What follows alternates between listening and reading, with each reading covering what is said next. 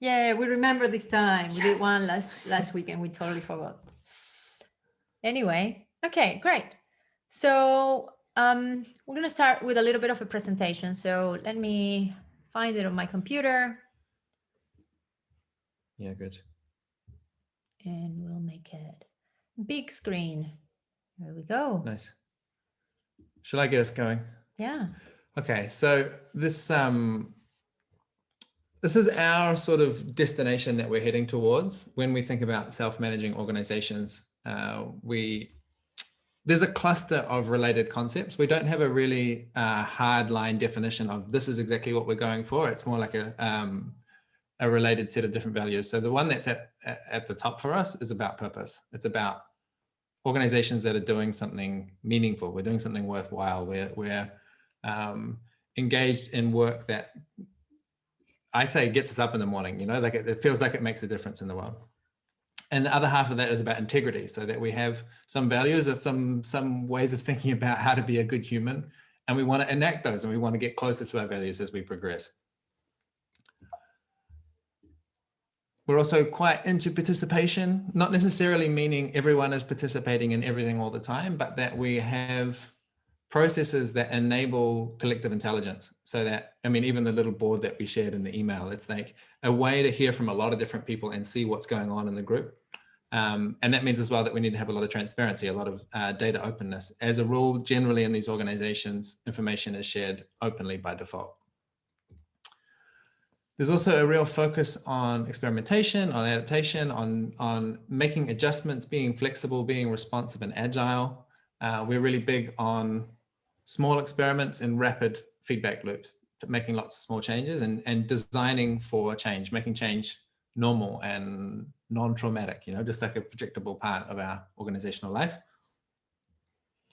And of course, these organizations, the ideal is that there's a basis of trust and safety that is what allows like deep relationships and authenticity. So you probably all heard that term psychological safety. And what it means is that people feel that they can share their ideas, that they're heard, and that they can disagree with others in the room without their sense of belonging being disrupted. So the idea of this is, for us, the basis of all of this is the trust that you have with each other. If you don't have trust, then whatever else you're trying to do in this decentralized way is much more difficult.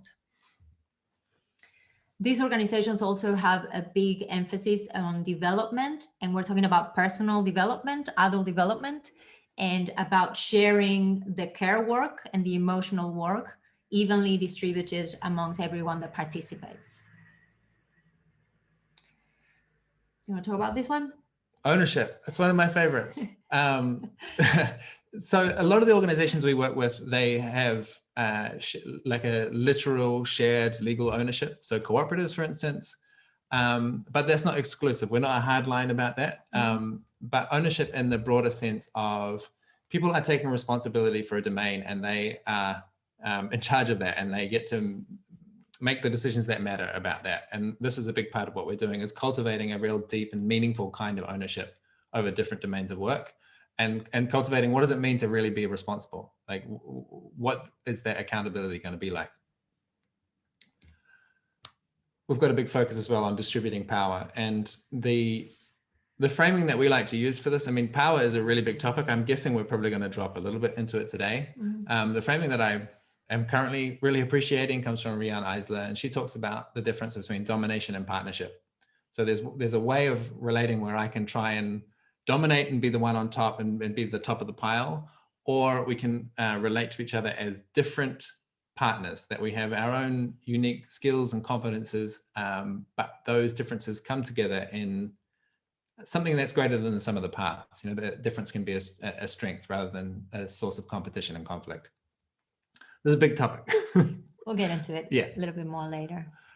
All of this stuff, like with these nice values that we're trying to enact, and we're trying to do something meaningful and take care of each other and share power equally. We also want to be effective. It's not just about creating a group that feels good. It's about making a difference in the world and being efficient and not wasting a lot of time and energy and resources. So that's the other thing that we're into, efficiency and focus.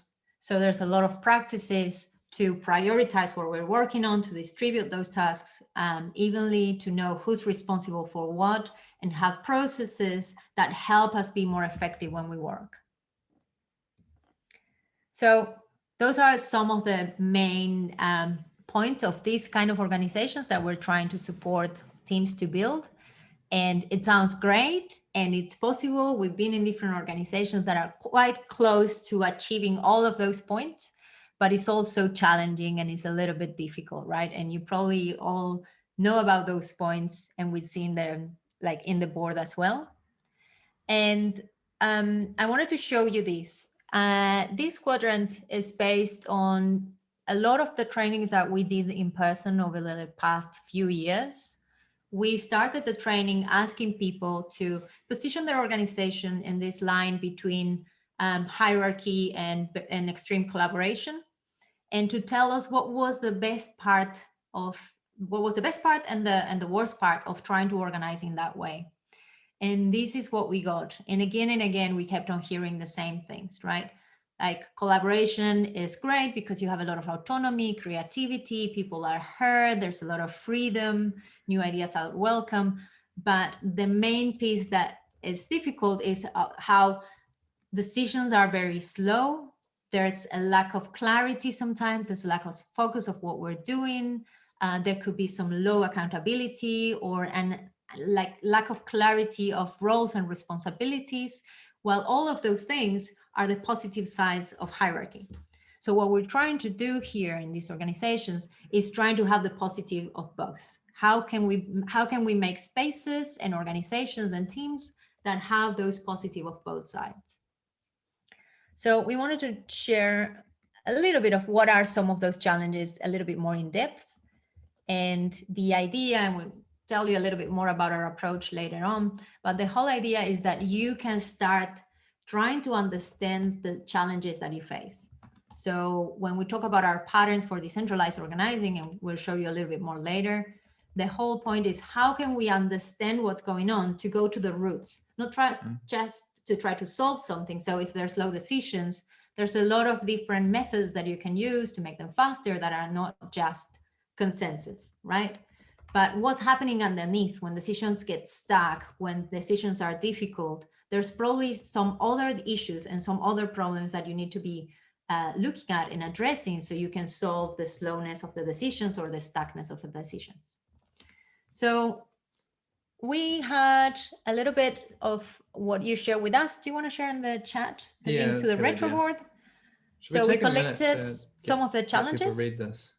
Yeah, we're going to share with you in the chat what are some of the challenges that you all gave us. And we'll give you a few minutes to read through it if you want, and to add any extra things that you want. You can also vote. Maybe we can share with you. Give me a minute.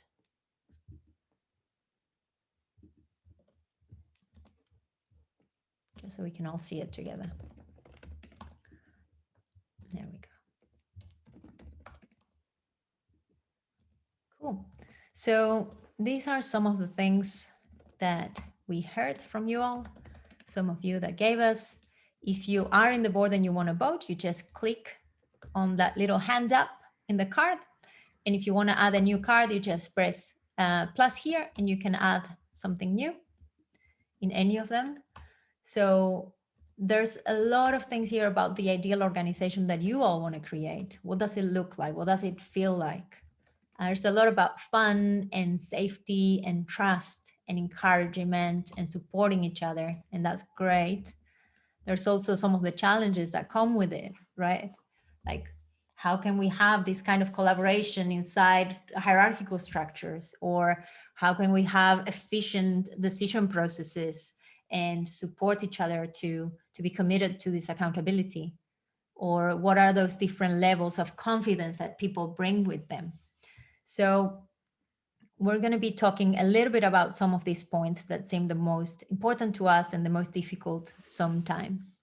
And if you want to add some things, we'll give you a couple more minutes so you can put anything there and we'll come back.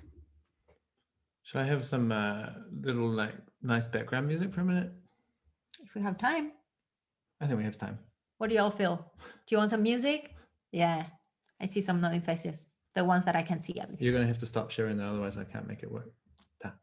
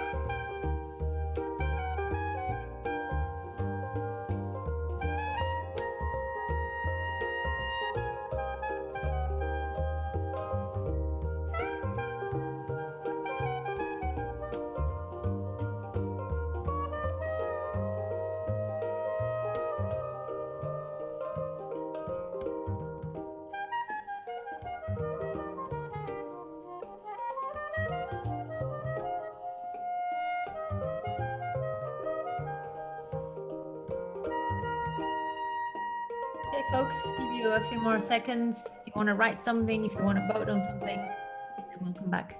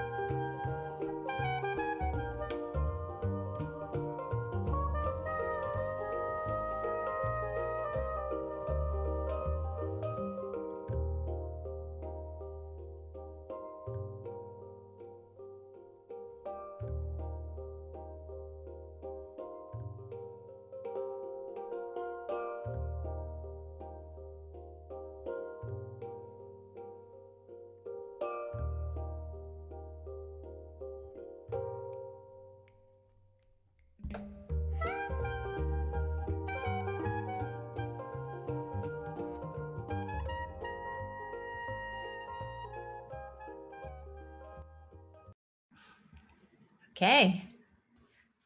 We're coming back here. Maybe we should add a little dance party at the end. We could. Why not? Maybe that's a different event. Both. So there's Yes. obviously like a lot of things in this list, and a lot of them are also woven into each other, right? Like the issues never stand alone on themselves with a nice clear boundary. They're all tugging on each other. Yeah. Quite unfortunate. Would have been so easy otherwise. So there's something here about accommodating different levels of confidence and styles in decision making, but in general as well, and overcoming the desire to feel like you need to be climbing upwards, to feel like you're making progress. So I want to talk a little bit about that, because that's a really important challenge. So what it tends to happen in a lot of the world and a lot of the people that we work with is that we have all been conditioned for hierarchy, right? From your family to the schooling system to the more traditional jobs you have, we all get used to that. There's someone is on top and it tells other what to do and how to behave, and everyone else like just needs to do what they say, right? So when we try to organize in a more decentralized way, in a more self-managed way, a lot of the times we need to start with understanding what is this conditioning and how we show up in this room, How do we show up in collaboration? What are we expecting that is going to happen, right? Are we expecting that it's going to be a boss telling us what to do? Or are we expecting that we're going to be the ones telling others what to do? So there's a place there to start like understanding those patterns, to be able to unlearn them and learn new and different ways to collaborate. And that takes time, and we can't do it alone either. So that's the space where being able to support each other in understanding how do we show up, what are the limitations, is really important. And also to be able to talk to each other and how is that we want to be together? What are the behaviors? How do we want to show up? How do we want to be here? So those are really important conversations, and it's kind of like a little bit of the base of all the things that we want to do. At the base of this trust is being able to be honest with each other, to build our self-awareness, and to support each other to change those behaviors. And how do you support people with less confidence? That's the piece where there's a little bit more here about plural leadership. There's spaces with the veterans and the newbies. What are the spaces where people that have been doing this for the longest as well, that they can model a different way of being to show as well, hey, this is a good way to be here, and also encourage others, right?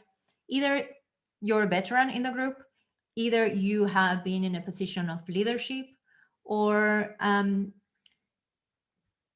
yeah, it could be also you're the founder of the group, for example. So there's a space there to start the people that are holding more like what we could call social capital in those groups to start moving backwards and supporting the others to move inwards, right?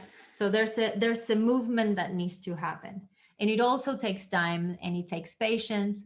If you're a person that have been in a leadership position and you have a really effective way to do things and a really clear pathway and you like things to be in a particular way, also like sharing that leadership also means that other people will have different ways of doing things, and that you're going to have to support them to find their own way to do that leadership, to be in that position. I took a deep breath when you said that, because that's me. You felt a little bit, yeah, it happens sometimes.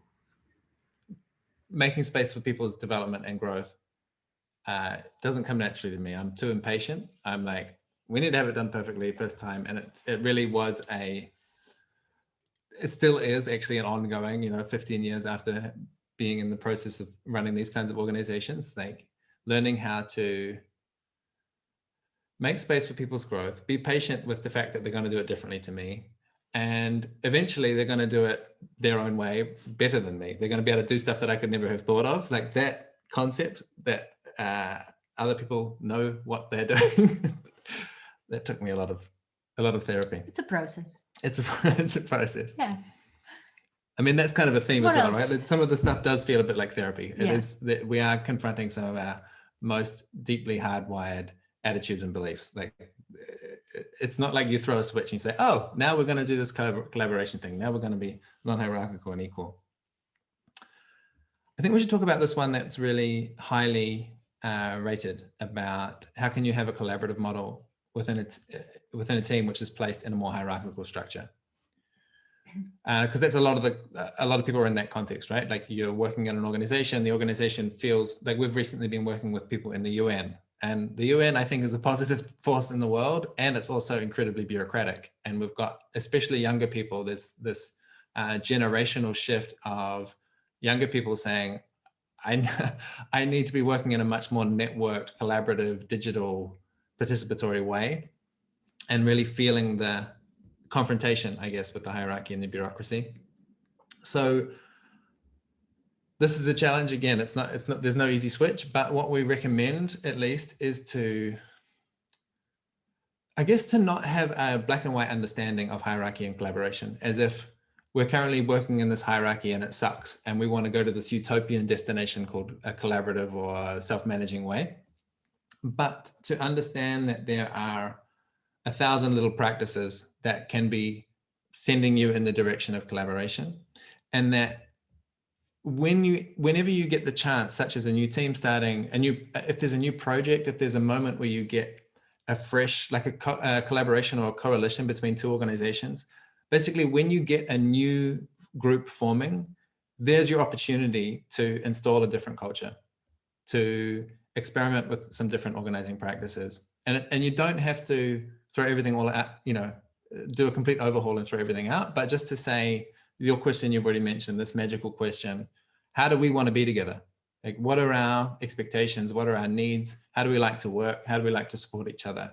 How do you like to be, like, where does accountability come from? How can I help you to be accountable for the things that you said you're going to do? What style of meeting do you like to have? What style of decision-making is going to be appropriate for us?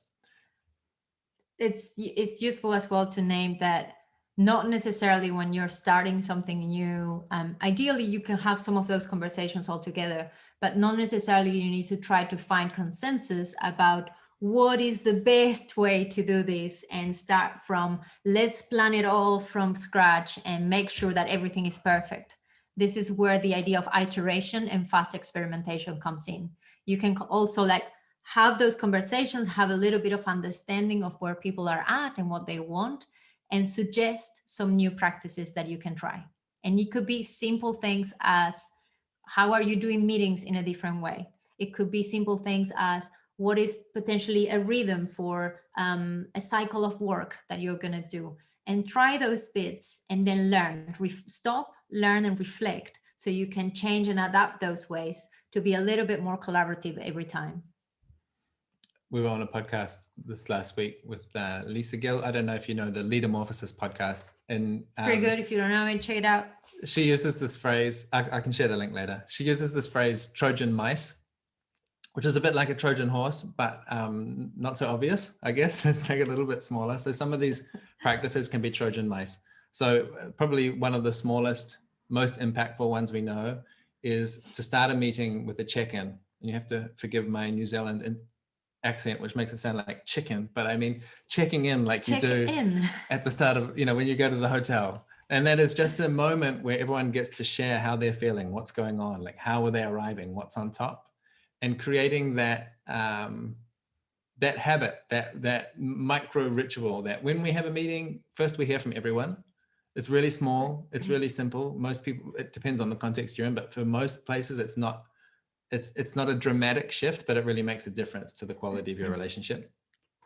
Okay, I want to bring us a little bit back, because now we're going a little bit.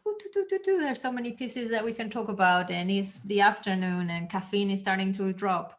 So let's go back a little. So yes, our advice for how do you have a collaborative model within a more hierarchical structure is bring in some practices, start with your small team, start with your project, bring some things there, start experimenting and iterating on how you work internally.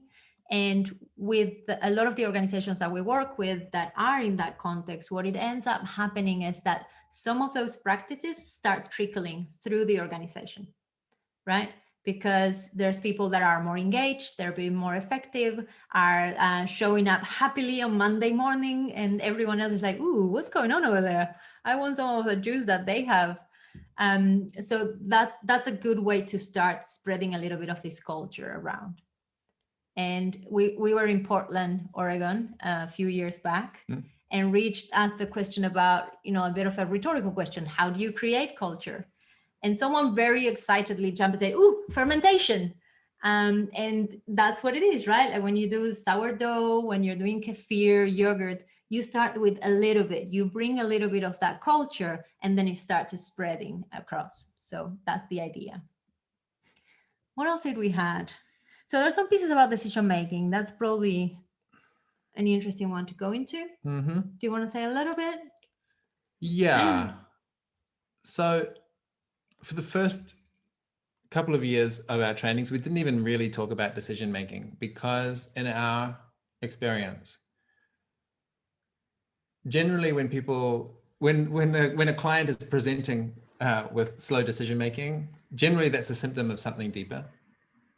Sometimes, okay, there is people are using the wrong decision making method.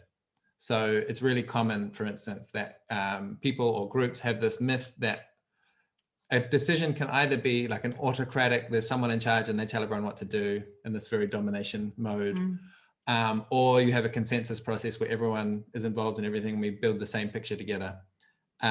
There's a kind of myth that those are the only two options, but of course there are many more options in that spectrum. And so sometimes what's needed is just, okay, do you understand how consent decision-making works? Or do you understand the advice process? Or can you use different consultative methods and mandates? You know, there are some specific protocols that allow for an inclusive approach to decision-making that are more rapid than consensus and less autocratic than just one person calling the shots. So that is a piece of the puzzle. But and we have some of a little bit of we have a blog, I think, on our website that explains a little bit of these different methods. We can share them with you all later on. By the way, we're going to share the slides as well, so we can put there some extra resources. And underneath the symptoms of a slow decision, there's often some things happening in the culture and in the relationships and in the communication. You briefly mentioned psychological safety. So the reason that term became popular in the world of organizations in the last year or two is because Google did a big, massive study, and they found that one of the top factors that determines what makes a productive team is if people feel safe. If they, like you mentioned, can they disagree? Can they be open? Can they just be themselves? Can they express themselves? And in most teams, it's not the case. And that's where the issue is. The issue is in the lack of trust and in the lack of communication, the lack of candor and openness. And that's where most of the time, that's where we need to be putting the work, is like, how do we treat our social fabric, the connections between us? How do we treat this as an object of our curiosity and shared responsibility? In the same way that maybe if we have a website or a product or some service that we're offering to people, that we're all focused on that object, the social fabric needs to be treated in the same way, in our view. And that once we've got that trusting, open communication, then the decision-making is very easy, because you can just talk about the things that are happening. But when there's a lack of trust and safety, decisions are difficult because people are not saying that the information is not actually being exchanged. There's a performance, there's a, what's the word I'm looking for? Perception management. People are kind of telling a little bit and hiding the rest. You know, you're not actually dealing with the real information on the table. You're dealing with some kind of weird performance. Yeah. And that's where, if I don't trust you, then I also don't trust you to make the right decision for everyone, right? So I want to be micromanaging, or I want to be involved on everything that is going on because I don't trust where you're coming from, right? Or as you said, if I don't feel safe, if it feels that there's some toxic power dynamics going on, then I'm also not going to share what I actually think about something. The other piece is disengaging. It's like, well, if what I'm going to say, if my interaction in this decision and in my input is not going to be taken into account at the end of the day, because there's some hidden hierarchies and someone else is making that final decision, then why am I going to participate? And then you start having that disengagement. So this is just trying to unpack a little bit what are all those other issues that could be there. There's more? There's so much more. There's so much more, but we can't cover it on. So in the groups that we work with that are more consensus oriented, they often find decision-making difficult because decisions are treated as if they are carved in stone. And it's difficult people don't want to make a decision because it feels permanent, which means that what that group is lacking is a regular practice of reflection and change. So I mentioned the importance of having the social fabric really well maintained and attended to. That's basically half of our method, is looking after the social fabric. And the other half is about getting these cycles of reflection and iteration and adjustment, so that it should be normal that we made a decision a month ago. And it turns out that since we've been actually experiencing the impact and the outcome of this decision, we can make an adjustment, and that's normal every day. But it's an everyday process. And in a lot of organizations, that's not the case. It's like once the decision's there, it's kind of like it's a policy, and a policy is a very heavy thing, and it's difficult to change. And so, like, oh, let's not even talk about it. It gets into the too hard basket. One more on decision making. Accountability. So, like, if people don't trust that we can make a decision. Oh, here's the plan. This is what we need to do. But if people don't trust that their outcome is actually going to be achieved, like that, if someone says, oh, I'm going to take responsibility for this project and do it, but if we don't trust that they're actually going to execute, that's another reason people, or that they're going to execute it to the standard that we want, or in the time frame, then again, there's going to be real sluggishness in the decision-making process, because that breeds a kind of apathy, right? Yeah. And accountability is a whole other topic, but we don't really have much time to get into it. Because I wanted, there was one about how, basically there's a few that are connected, a few challenges there. One about how to start well. And there's another one about how to grow. And, there's a few different pieces. This idea of having more of a pluralistic leadership and so on. And I know you had lots of ideas about it. Do you want to share a little bit? Yeah. How to start and how to grow? How to install a collaboration culture in a new group. That was the top rated question, I think. So yes, fermentation. Our approach at least is, and we hold this, lightly. I'm sure there's other approaches, but our approach is really about taking small steps in the right direction and treating it more like a marathon than a sprint. That we have all of those slides that we shared at the start. That's a destination on the horizon. Like, we don't need to be super dogmatic or utopian, or like punish ourselves for not having the perfect culture immediately, but to have a clear sense of shared direction that we've talked about. And then to experiment, to say, okay, well, we're new at this. We don't know really what we're doing, but for the next 6 weeks, we're going to be meeting 6 times. And can we try this practice? Can we try this check-in practice? Or can we try this style of decision-making, or this digital collaboration tool? And at the end of the 6-week period, stop and reflect and say, how did that go? Did it suit us? Did we actually live the way that we said? Did we live the values we said we wanted to live? Were we effective? Did it work or not? And use that as the guidance for what the next step is going to be. And it's just a continuous process of iterative improvement. That's really the destination that we're trying to get to. And that's really where you start. Yeah. So I think there's another piece on that. And sometimes we talk about the minimum viable structure, right? It's like, you're going to need practices. It's not because you don't have a hierarchy, that doesn't mean that you're not going to have a structure. You still need structure and processes to be able to be effective, right? And this is one of those myths that some teams fall into. It's like, well, just get rid of all the structures. There's no rule. Everyone does whatever they want, and it's going to magically work. Of course, it's not that way. So when we say minimum viable structure is, don't start by thinking all the different possible things that you're going to need later on in 2, 3, 5 years time. Start with those 2 questions. One is, how do you want to be together? Set up that culture, make sure that you have a way to support people. And what are the minimum structural pieces that we need? What are the minimum processes that we need to get going and to collaborate in a good way? And there's a lot of different processes that you can use, but basically think about, what is the rhythm of the work you're going to have? How are you going to be prioritizing the focus of your work? How are you going to be delegating the tasks that are going to happen? What are the moments that you're going to stop and reflect and learn and iterate? And what are the practices that you're going to put in place to take care of each other, right? Those like really, really minimum pieces that you're going to need.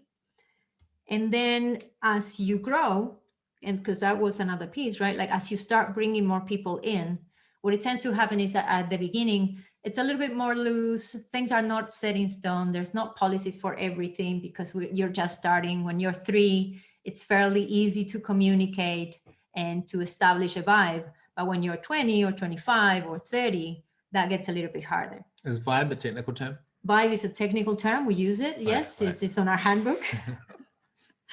I hope you all understand.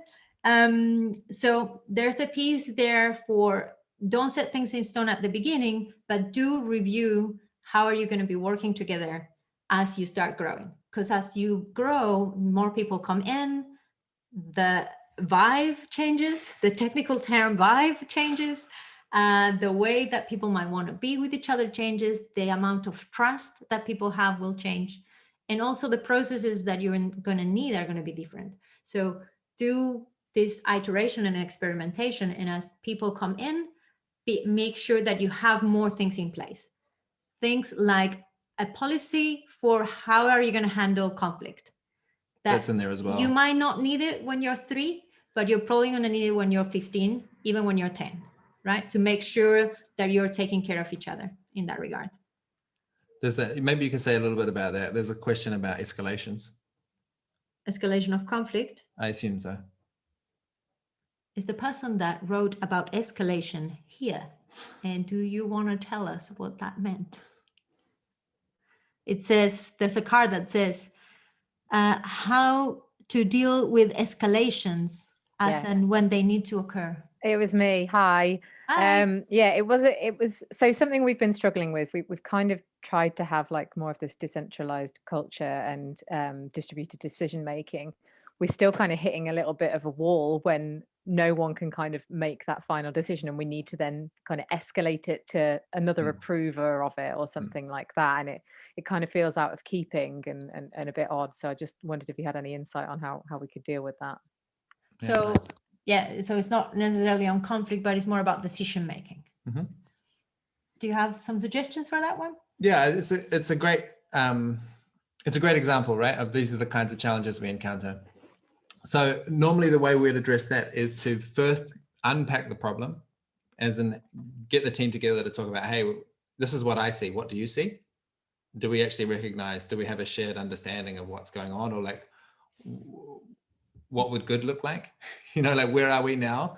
And what, what do you think's going on? You know, and that's what I'm talking about with collective intelligence, is actually let's tap in and see what people think of the situation first. And then get a sense of where's the destination that we're trying to head to. And then it's a matter of, like we keep saying, you know, small experiments. So if we're finding that the decisions kind of don't ever cross the line and we need to escalate to someone, well, it's like, is there a mode of decision making that we can try for 3 months or for 1 month that just takes that for granted, that we're going to delegate, Ngati, you're going to be the owner of that decision. You need to seek advice from a bunch of people, and then we're going to trust you to just execute and make the call that you think is the right call. And then at the end of the month, we're going to stop and review and see what we learned there. So it's about actually engaging people in the puzzle of organizational design, you know, like not trying to make everything clean and perfect, but to engage people's brains. And we have a shared responsibility for how we work together. And there's always trade-offs. There's always some challenges and difficult points. And we want your creative intelligence to be plugged into those challenges as we go. Yeah, so Ria, maybe check on that article. Rich shared it in the chat, the blog on decision making. There's a few tips there. There's also a piece, if you're getting blocked on decisions and people are not really engaging, or it's difficult to finalize it, just always go down into the principles, like what is important right here. And then you can measure any different decisions based on those principles. I'm looking at the clock. We're running a little bit out of time.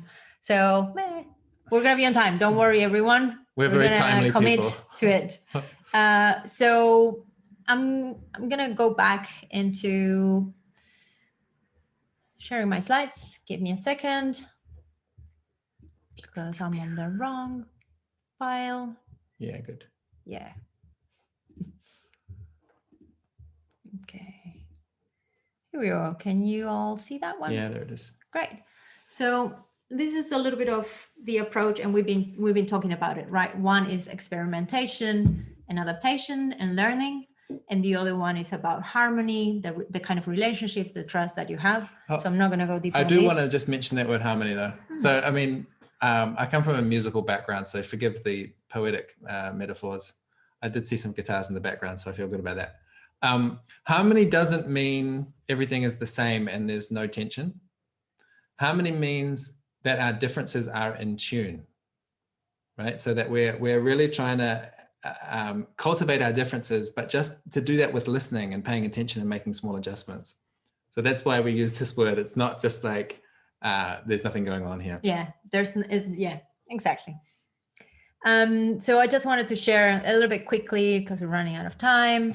So this is the idea of the patterns a little bit, the idea of there's not one shape that it will work for every team, and every team needs to find their own shape and their own format, right? When I'm talking about minimum viable structure, there are some pieces that we can all experiment with and test and try, and we have a bunch of those things in our resources and so on. But then you're going to have to adjust it to your own context, to the people that you have, to your purpose, to your shape, even to your legal structure, wherever in the world you are. So these patterns are basically the lenses that we use to see what is the issue here. If this is not working well, what's happening here? Can we understand that? And based on what we're understanding that the problem is, try some different experiments and some different solutions. So the guided program that we have starting in March has all these different patterns. So we're talking about decision-making, digital tools, the different mindsets and growth culture, how to develop trust and share the care labor, different rhythms to prioritize and to distribute roles and tasks. We're talking about conflict and feedback and work distribution and all these things. Money and power dynamics, that is a huge one that we barely even talked about power even dynamics. Talked about it we today. We just did a teaser. We can tell you more about it later. And the idea of the program is basically 6 weeks, and all the content is all self-paced, and that's what we have. Our self-paced course is basically all that content. The content is videos and with us explaining some of these topics. There's reading that you can do on your own. We have a few exercises and practices that you can try in your team. The resources also link you to different case studies and more reading. If you want to go really deep on each topic, there's a bunch of links that you can read more about. So the content, you'll do it on your own, and then we'll come together those six weeks. We'll come together once a week for 90 minutes. And the main thing that we do there is practices together.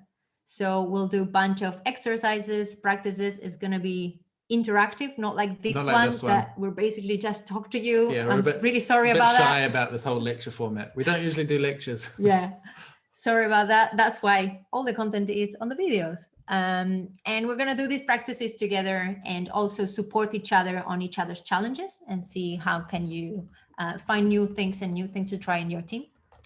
And you also have the option to join a small learning pod. So that's basically between 3 and 5 people, and you can support each other in between those calls to keep on going deeper in the topics.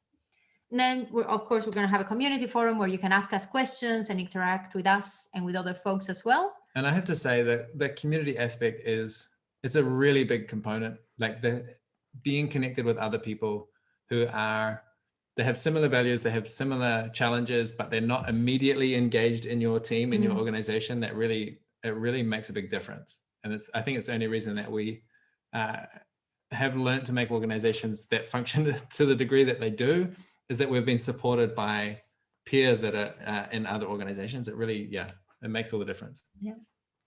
So the cohort starts in March 11th, and there's 2 time zones. There's a 9 a.m. Europe time, and there's a 6 p.m. Europe time to fit around the world. So if you're interested, we're going to share with you when we send after the call, we're going to send you the slides and some of the resources, and we'll share the details of that if you want to join. We also have scholarships, so please don't feel that if the price is a bit much for you, just reach out to us. We're really happy to accommodate. And what else we need to say about this? There's a question about, do you recommend a team joins or one person? So for teams, we actually have a different thing. So depends how many people of the team there are. If you have, that was Sara. Yeah. Sara, if you have more than 3 people, more than 3 or 4 people. There's 4 of us. Yeah. You can either join, I think 4 is still okay. You can join the program if you want, or you can reach out and we can run something for you that is a bit more crafted. So that's kind of our courses are self-paced. You can jump in right now if you want the content, if you just want the content and the resources, and you can follow it at your own time. The guided program that is open to anyone, and then we do it for teams as well. So with the teams, we do it a little bit more customized depending on what are the main challenges that you have, and you have calls with us for advice and support, and also to do some of the practices. So it's up to you. If you want to reach out to us, Sarah, we can talk about it as well. Cool. I think that's pretty much it from that front. Is there any questions in the room? Is there anyone sitting there wanting to ask something? We'd love to hear from you.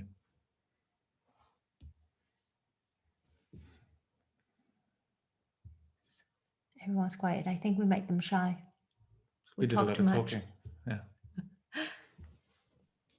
Hello, I put a question in the chat about if you have not got the time to be in a group and a learning community and learning pods, about a self-guided access possibility. Could you just mention that briefly? Yeah, there is definitely a possibility. So we're going to send you a link out to all of the offers that we have on the course.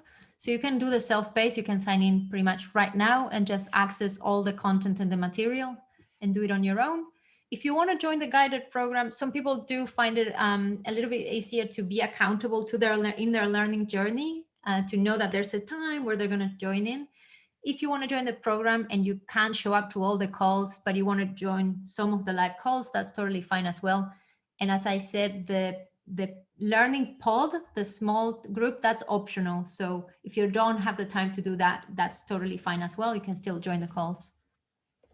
Actually, I should say, also on the question of kind of where to start,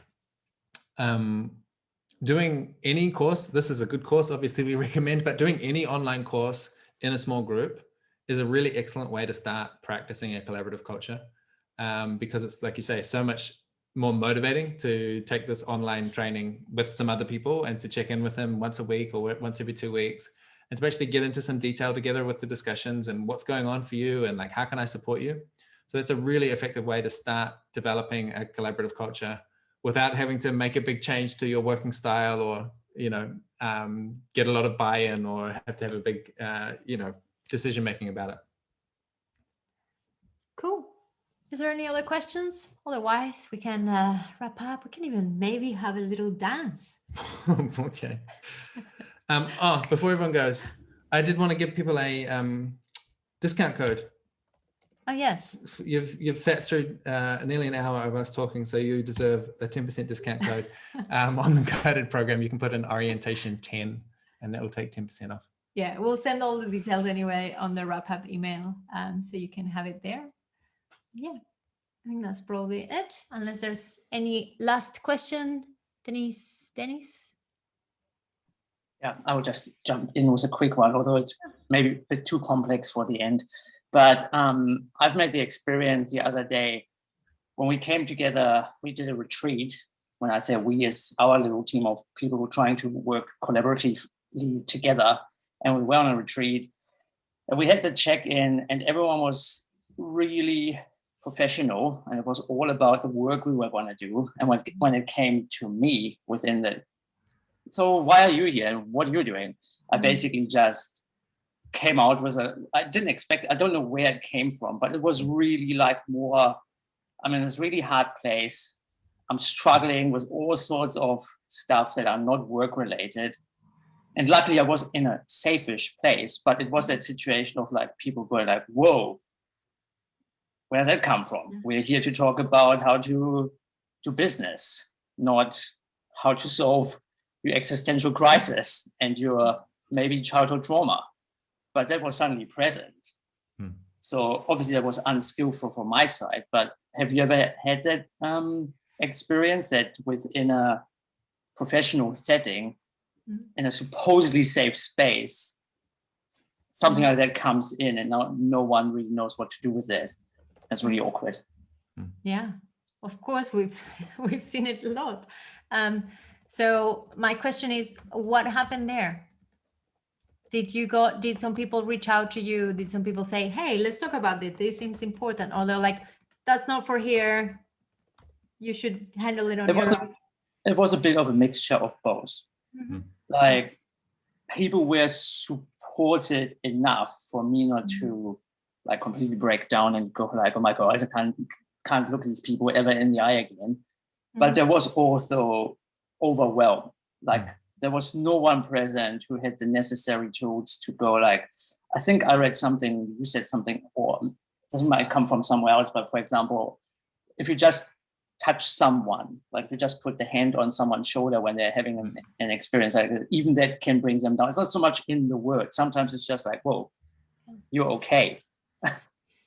So it was a bit of like a mixture of both. Yeah.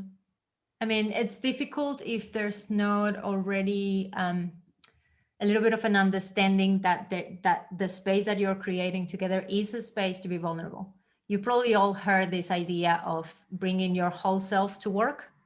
And some people are like, oh, you can bring your whole self to work. But when you do, it might be a bit like, oh, I'm actually not sure how to handle it because I don't have the experience of that happening in the past, right? So it's about, we need to build that capacity together to be able to hold strong emotions, to be able to hold difficult conversations, to be able to show up as we are and as we're feeling in the moment. And that takes a little bit of time. But basically, there's a piece that is really important to know, and is that when we want to create a new kind of culture, we need to model the kind of culture that we want, right? Normally, that's really, really important for people that might have more leadership plays or more social capital, because they're the ones that people will be looking at to. But it's up to all of us to actually bring our whole self and do that vulnerability jump and be able to have the courage to show it, right? And it's not going to be immediate that everyone's like, oh, you're right, I'm suddenly just going to start sharing everything. It might take some time, but the more you show up, the more the others will feel that it's also allowed for them to do the same. It's said that vulnerability works in loops. It means someone needs to start, and that takes courage, right? To show up and be like, actually, I'm going to tell you how I'm actually feeling right now and what am I thinking. And some of them might pick it up and be like, oh, that's cool. We can do that here. That's great. So it might take a little bit of time, but I think it was really courageous what you did there. And I'm hoping that some of your colleagues pick up on that courage and they bring it in as well. Yeah, I don't think courage was much of a thing there, that because it came out of the blue. And I just wanted to say, because we're building this small thing right now, the other day we were putting together, well, what kind of circles, because we're also integrating sociocracy into this. Yeah. We're making like this model of like circles. And at one point I was going like, yeah, but where's our regenerative circle? And a few people went like, yeah, we forgot that one. That's a really important one. So I'm glad that you're doing retreats, because that's a really good place to start connecting more and trying to build those relationships. It's where the fermentation happens. It's where the fermentation happens a lot. Yeah. So yeah, if you want to some tips, or if you want to dig a little bit deeper on that, you can reach out to us as well. I'll be happy to share more insights with you. Great. I also just want to drop one more link because I can't help myself. I think it's important to include, when we're talking about creating these relationships of trust and safety, and talking about your feelings at work, it's not just a nice to have. It's not just about creating a warm atmosphere or something. Like, it's good for business. So this is the study I mentioned earlier from Google, Project Aristotle, where they just proved the business case for why we want these authentic relationships where people can be honest with each other, like where Dennis can show up and be like, whoa, this is what's going on, and that people don't panic and they go, wow, that must be really hard. I'm here with you. That's good for business. Like, there's a business case for it. So yeah, it's not just like an extra thing. So if you need to sell it to people in your team, you can always show them that study. Like, oh, see, why is it good? Google. They're hardly like a bunch Anyway. of kumbaya hippies, I think Guillermo might have a different idea of Google. I just mean they're hard-edged capitalists, So thank you, folks. It's all for us. We want to respect your times. I see people are starting to drop. Thanks so much. Really nice to see some of your faces that I know from before, and really nice to get to know some new faces. Yeah. Hopefully we'll see you again. Just one last tiny piece. We just sent the last newsletter. Some of you probably have received it already, and we're talking a little bit about conflict and personal approaches. So if you want to know a little bit more, you can have some tips there. And also starting hopefully next month or maybe April, we're going to be doing collaboration clinics every month. So like a free call just for people in our newsletter, where we're going to go deeper into someone's particular challenge and support them. So if you're interested, check out the newsletter as well. And you're going to find out. And if you're not in the newsletter yet, you can sign up. It'll be in the email. Okay. Everything in the email. Bye, It's gonna be the everyone. email of your dreams. Lovely to see you all. Thank you. Thank Nice you. to see you, Baba. Thank you. Merce. Bye-bye. Bye-bye. Bye. Thank you. Bye.